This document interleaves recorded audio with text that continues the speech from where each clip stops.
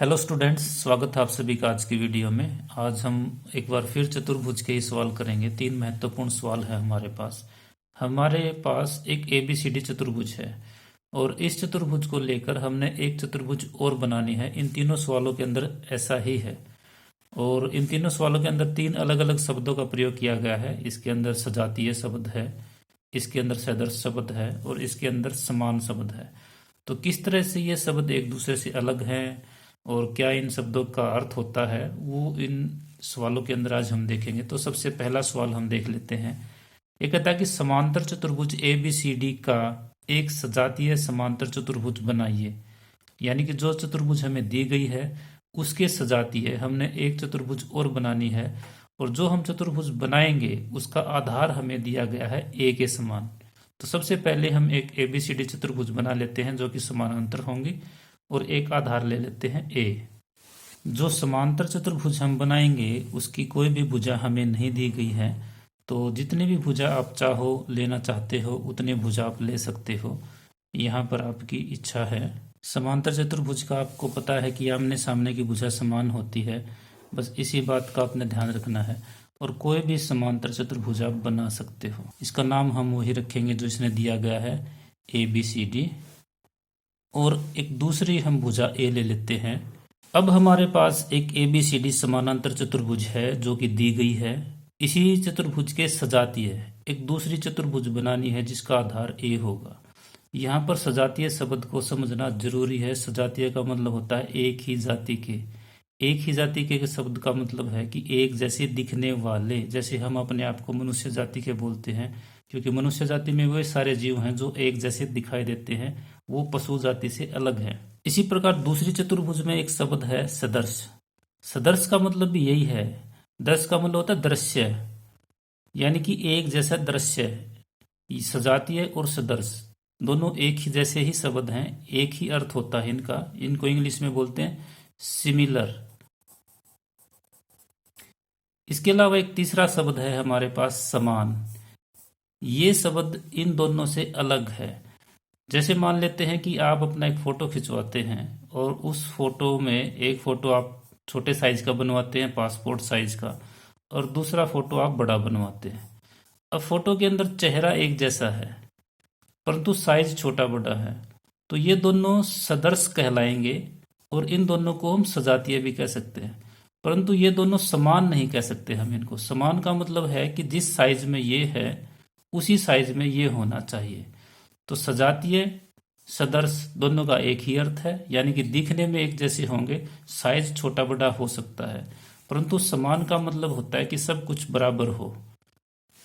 तो इसी आधार पर ये जो सवाल है हमारा, इसमें कहता है कि समानांतर चतुर्भुज के सजातीय यानी कि इसके जैसे दिखने वाली एक दूसरी चतुर्भुज हमने बनानी है, वो भी समानांतर ही होगी।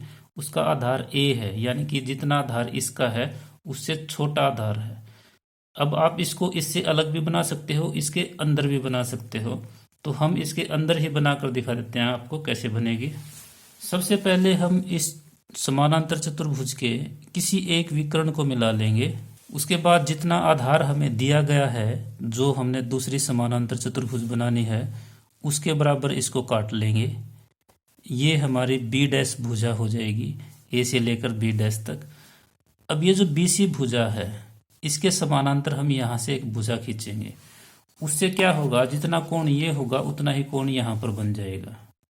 तो समानांतर कैसे खींची जाती है आपको पता है। ये इस विकर्ण को जहां काटेगा वो सी डैश हो जाएगा। समानांतर खींचने से ये जो कोण है ये कोण यहाँ पर बन जाता है। अब इसके समानांतर हम यहां से खींचेंगे।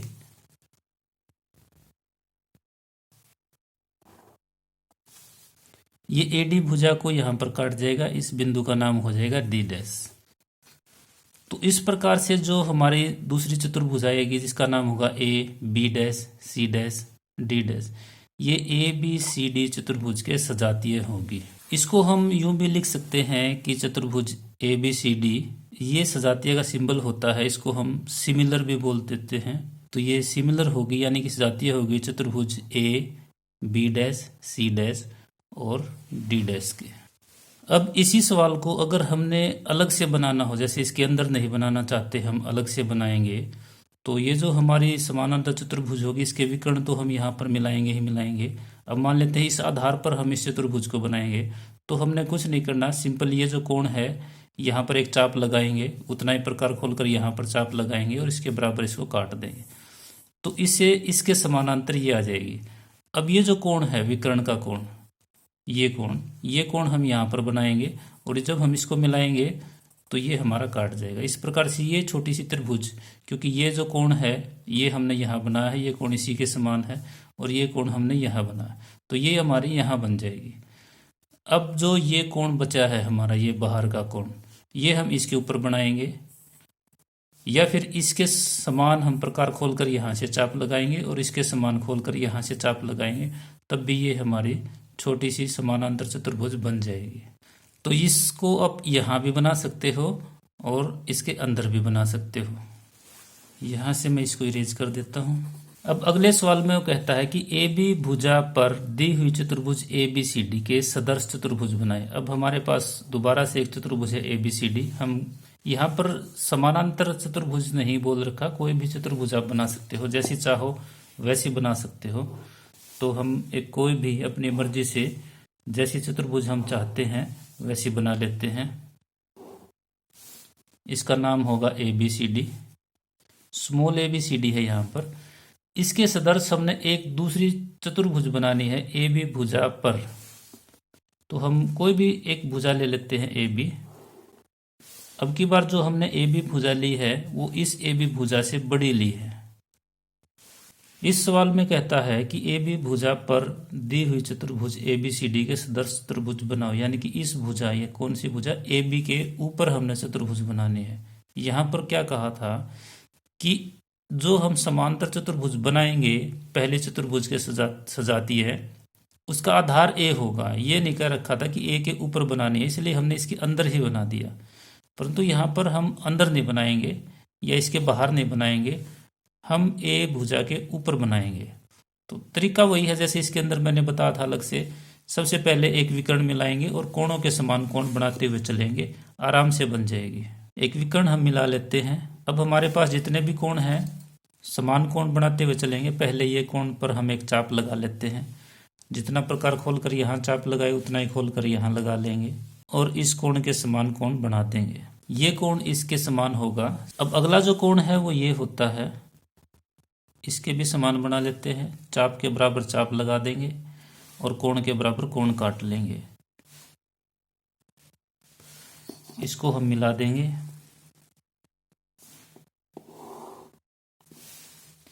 ये सी बिंदु आ जाएगा। अब सी बिंदु पर ये जो कोण है ये कोण हम बनाएंगे।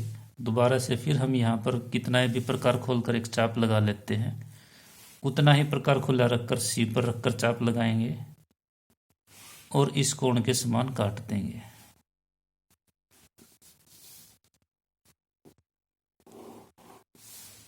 यहां से ये जो कोण है इस पर हम एक चाप लगा लेते हैं, उतना ही खुला रखकर यहाँ पर एक चाप लगा लेते हैं। ये सारी चापें बिंदुदार होंगी। अब इस कोण के बराबर प्रकार खोल लेंगे और यहाँ से काट देंगे।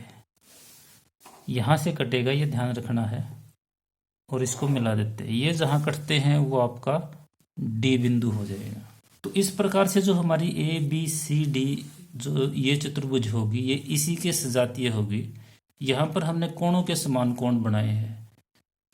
अब अगले सवाल में देख लेते हैं कि ये इन दोनों से किस तरह से भिन्न है। यहाँ भी हमारे पास एक ए बी सी डी चतुर्भुज है, तो इसी की तरह से हम कोई भी एक चतुर्भुज ले लेते हैं ए बी सी डी जैसे हम चाहते हैं, क्योंकि ये नहीं कहा गया कि ये समानांतर है या वर्ग है या आयत है, किसी भी आकृति की हम ले सकते हैं। इसका नाम हमने ए बी सी डी रखना है बस।